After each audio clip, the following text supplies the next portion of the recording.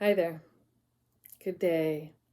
I am Sue Johnson, retired counselor, wife and mom, grandma, but mostly wife because I live with my husband. He's the one I get to interact with all the time, every day.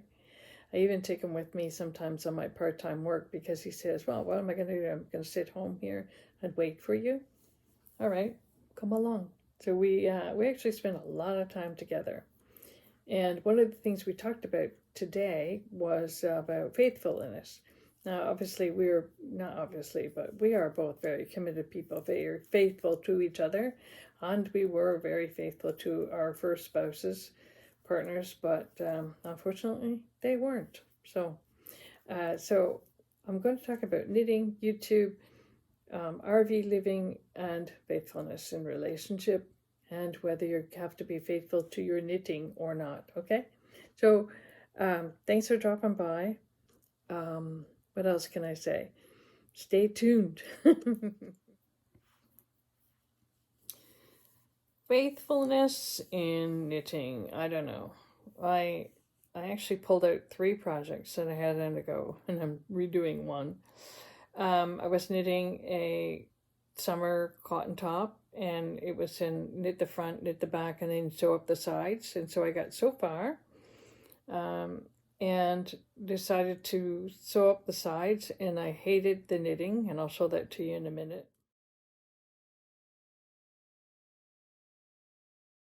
I hated the way that it was being stitched together, and I can stitch knit and purl ends together so that, like a ribbing end, so that you can't even tell where the join is.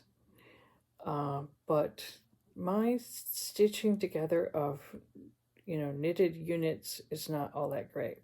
And I don't feel like sitting down and practicing and trying to do that because I know that there are different ways to do things. So I took the whole thing out. I mean, really, it was up to, all I had to do was sort of the yoke and the sleeve part, and I was done. But I took it apart. I am redoing it because I love the feel of this tencel yarn, and I'm redoing it. So I'm doing a knit and purl on a straight needle, and then I'm going to transfer it to the larger circular needle, and I will join the knit and purl section later on. The second project I tore out was the denim yarn, which I love, but I probably got about, what was that, about 8-10 inches done up in the pattern, and I was really enjoying it. But I decided to block it to see how much it would stretch, if at all, and actually it didn't stretch very much at all. But it is a more coarse, like a linen type feel yarn, and I like soft. So I didn't like the feel of it, so I took it apart. And then the third was I was knitting another little neck shawl out of scrap wool, leftover wool. And I didn't like what I was doing there either, so I took that apart. So 3 things I took apart. So needless to say, I woke up feeling rather discouraged. Actually, I was discouraged when I went to bed. I was discouraged about 3 things. One is discouraged about my knitting. Number 2, I was discouraged about my YouTube channel. Number 3, I was discouraged about finding an RV and living in a motorhome and all the research I'm doing for that. And I think that, okay, first of all, I found ways to encourage myself. Do you ever think about that word? Discourage. In the letters, it's courage. It's kind of neat. So when you're faced with discouragement, you can sometimes find the courage. It's the time and place to find that courage to continue on. So I did. I wrote out my goals, and I really don't have a knitting goal. I had a YouTube goal. I still do. I have an live an RV goal, and I wrote that out because when you write things on paper, it just does something. I can't say that it makes it happen, but I think what it does is it organizes things in your brain so you realize, I'm going to need to do this. You recognize the steps to reach your goal. Knitting. So my husband and I were talking about faithfulness because we heard this story about a fella who was unfaithful to his girl, And the funny thing is, well, she didn't know about it, but they were both away for a weekend, separate trips. When they came back together, he decided that he's going to accuse her of being unfaithful, but she wasn't. And the argument ensued, and finally she reached a point where she said, look, if you are saying that about me, you don't know me, we shouldn't be together. So she asked him to leave. And he did leave. And then he came back about a week later and asked her to marry him. And fortunately, she said no, because his actions said a lot. And then she got a call from her doctor, and the doctor said, we're sorry to tell you this, but you have an STD, sexually transmitted disease. And she knew she had never been unfaithful, but now she had the evidence that he had. So that was that's sad, very sad. But the fortunate thing is that she didn't agree to a long-term relationship with him. So my husband and I were talking about that, what people, and from a psychology point of view, I know about this, that people who are unfaithful and they come home and accuse their partner of being unfaithful, and they haven't been, the one who has been unfaithful, it's like he's transforming his own sense of guilt. He doesn't recognize his or her own guilt. And it gets translated into a projection, like, you're the one who's been unfaithful, not me. You're the one. And then they fail to deal with their own sense of guilt and perhaps a violation of their own personal ethics. So I don't think that any of us set out to create a lifestyle of being unfaithful. I think a lot of times it happens. Oh, the apple on the tree looks great. I think I'll try that. And, or there are various reasons, and I'm not here to discuss that. But people are unfaithful for different reasons. And unfortunately, sometimes they project onto another person and say, you're the guilty one. It's because of you that I was unfaithful. I heard that once. It was horrible. Anyway, okay, so do we have to be faithful to our knitting? And I would say, no. If it's not working for you and you feel like you have the guts to do it, take it all apart and redo it if you really like the wool. Or make another commitment.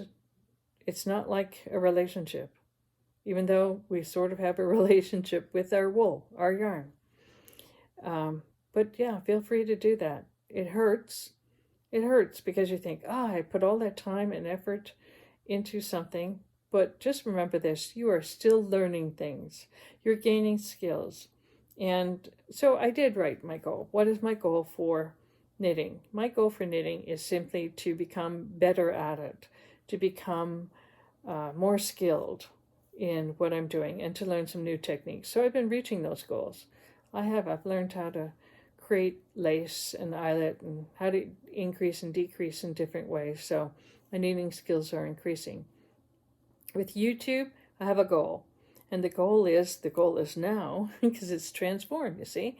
The goal is to eventually have enough subscribers that I can monetize and eventually have enough income that is supplementing my senior income. And by that, if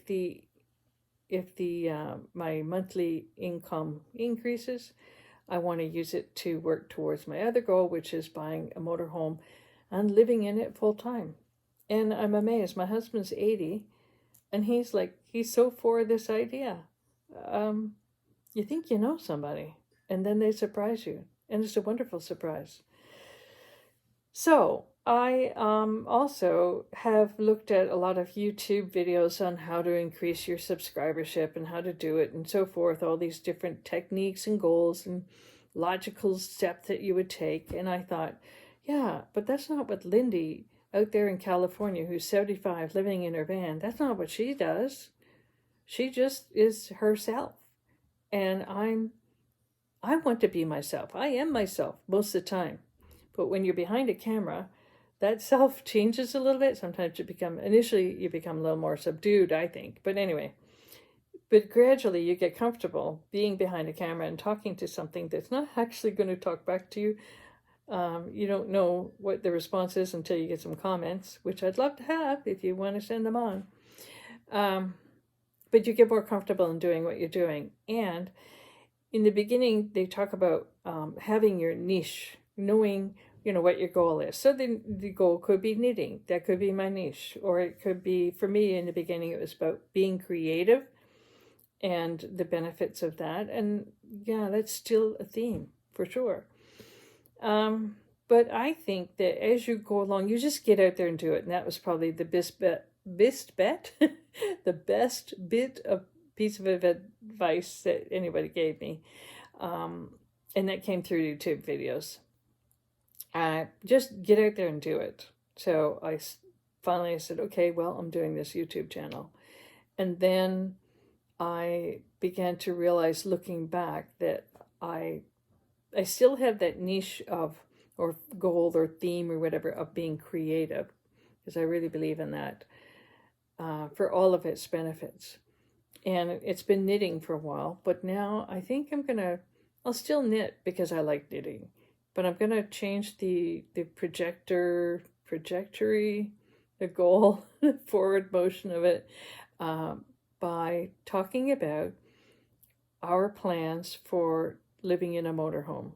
We're talking about, it's our senior plan. We're talking about me, I'll be 69 this August, and husband's 80, going on 81. And that'll be quite an adventure. And there's a lot to think about, and there's a lot to share. So in a way, I'll just be like Lindy, I'll be authentic, I'll just be myself, I'll just be open, and I'm just going to go with the flow. I'm retired. I can go with the flow. I can do what I want. Like today, I'm supposed to be working at my part-time work, which is flexible. I don't feel like going this morning, so I'm indulging in writing and journaling, and now I'm knitting, and now I'm talking to you. Thanks for dropping by. And what's the next thing? I'll probably work this afternoon, because at some point I'm going to want a little bit of change in pace. And that's it. My work is flexible. I like that. So, whatever you're doing, you make a commitment to it, and you can be faithful to that commitment. But if you find that you need to make a change, as hard as it might be, and for very good reasons, go ahead and have the freedom to make that change. Be true to yourself, which means being honest and living out who you are, being authentic, because you're going to have a lot more joy in doing that. Okay? All right. Bye for now. I did finish my tank top.